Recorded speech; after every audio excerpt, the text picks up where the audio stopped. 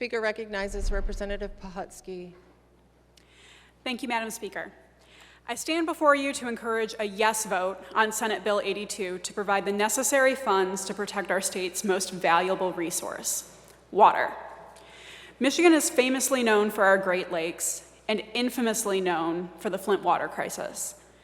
The money from this bill would go to improving our water infrastructure and providing better environmental and residential protection for Michiganders. This summer has shown us that if we do not make immediate investments to improve our infrastructure, our friends and neighbors will continue to face the progressively worsening flooding we have experienced as a direct result of climate change and poor infrastructure. This funding, if approved, would provide better flood control and repair dams so that people in Detroit or Midland won't have their houses flooded with water or sewage every time a new storm front blows through. It would provide the money needed to help mitigate potential problems caused by erosion, a particularly salient issue in my district. For nearly 3 years now, my office has been in regular contact with a constituent named Lorenzo. He was referred to my office by Livonia Councilmember Laura Toy, who served in my district as both the state representative and the state senator over 20 years ago. Lorenzo has been dealing with an erosion issue that is literally causing his backyard to fall into a creek that runs behind his home. Ask yourself, am I standing on the House floor having a conversation? If you are, please move off of the House floor so that everyone can hear the representative as she addresses the speaker. Thank you. Speaker recognizes Representative Pohutsky. Thank you, Madam Speaker. Lorenzo has waited a long time for this moment, so I really want to share a story. As I said, he has been dealing with this issue for over 20 years. And unsurprisingly, recently the erosion has gotten worse.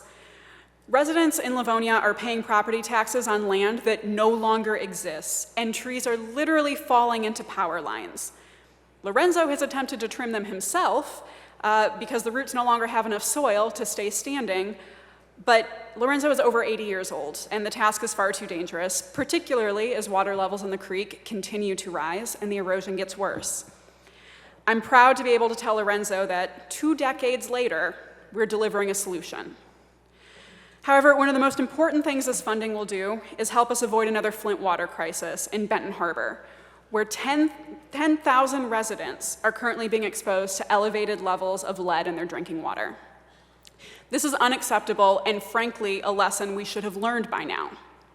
I understand that we all have different ideas about what is the most important thing to consider when negotiating the budget, but let me be perfectly clear. Tightening our pocketbooks and withholding money for the sake of being fiscally responsible at the cost of another person's health or well-being is flat out wrong. For the sake of pinching pennies a day in Flint, it ended up costing Michigan taxpayers over $350 million, and the people in Flint paid with their lives. Children were exposed to high levels of lead that we still, to this day, do not fully know the extent of the damage done to their developing brains. Residents still don't trust that their water is safe. And the community of Flint, rightfully, has reservations about whether they can trust lawmakers from outside their community to make the right decisions. They don't know if we will make the right decisions to protect them and provide one of the most fundamental basic human needs, clean drinking water. We may never recover or repair that damaged trust in our lifetime. We cannot afford for this same problem to wreak havoc on another predominantly Black and brown community in Michigan. We must invest in our infrastructure and protect our freshwater sources from contamination. It is not only fiscally responsible, it is the morally right thing to do. I urge a yes vote on this bill. Thank you, Madam Speaker.